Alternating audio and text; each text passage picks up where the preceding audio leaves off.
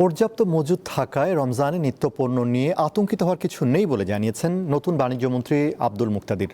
আর অর্থনীতিতে গতি ফেরাতে প্রাতিষ্ঠানিক সক্ষমতা বাড়ানোর উপর জোর দিয়েছেন অর্থমন্ত্রী আমির খসরু মাহমুদ চৌধুরী। বুধবার সচিবালয়ে প্রথম কর্মদিবসে এসব কথা বলেন তারা। মন্ত্রিসভার সদস্যরা প্রতিটি খাতকে দুর্নীতিমুক্ত রাখার প্রত্যয় ব্যক্ত করেন। সিলেট এক আসন নিয়ে মিথ, যারাই এই আসনটিতে নির্বাচনে জয়ী হয় তারাই গঠন করে সরকার। এবারও তার ব্যতিক্রম হয়নি। ধানের শীষের প্রার্থী খন্দকার আব্দুল মুক্তাদির জয়ী হয়েছেন এই আসনে। 2 দশক পর ভূমিধস বিজয়ে সরকার গঠন করেছে দলটি। নতুন প্রধানমন্ত্রী তারেক রহমান সিলেট এক আসনের সংসদ সদস্য আব্দুল মুক্তাদিরকে দিয়েছেন বাণিজ্য, শিল্প এবং বস্ত্র ও পাট মন্ত্রণালয়ের দায়িত্ব।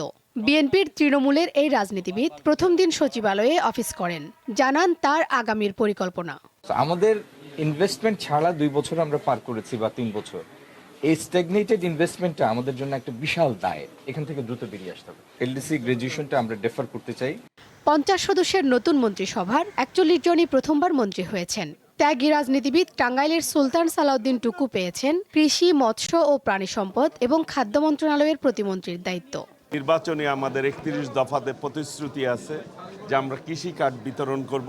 সেটি নিয়ে ইনশাল্লাহ আমরা যাতে সঠিকভাবে সেই কার্ডটি বন্টন করতে পারি সেই ব্যাপারে আমরা সার্বিক পদক্ষেপ নেব ইনশাল্লাহ। দায়িত্ব নিয়েই অর্থনীতিতে গতি ফেরানোর প্রতিশ্রুতি দিয়েছেন নতুন অর্থমন্ত্রী।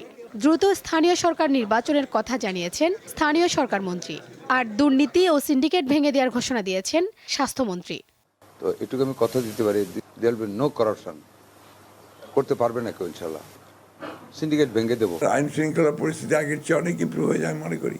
ম্যাক্রো ইকোনমিক স্টেবিলিটি এটা অনেকটা এসছে, ব্যাংকটা তো অনেকটা কন্ট্রোল হয়ে এসছে। যত দ্রুত সম্ভব আমরা এগুলো নির্বাচনের ব্যবস্থা করব, যত দ্রুত সম্ভব। এটা আপনার তো আরেকদিন সম্ভব না, but will immediately try to go for that. ইনস্টিটিউশনগুলোকে রিকভার করতে হবে, ইনস্টিটিউশনগুলোর মধ্যে প্রফেশনালিজম আনতে হবে, স্বচ্ছতা আনতে হবে, এফিসিয়েন্সি আনতে হবে। এটা হচ্ছে গুরুত্বপূর্ণ বিষয়। সচিবালয়ে প্রথম দিন অফিস শুরু করার পর দুর্নীতিমুক্ত দেশ গড়ার কথা জানান নতুন মন্ত্রী প্রতিমন্ত্রীরা। শিউলি শবনম, দীপ্ত সংবাদ, ঢাকা।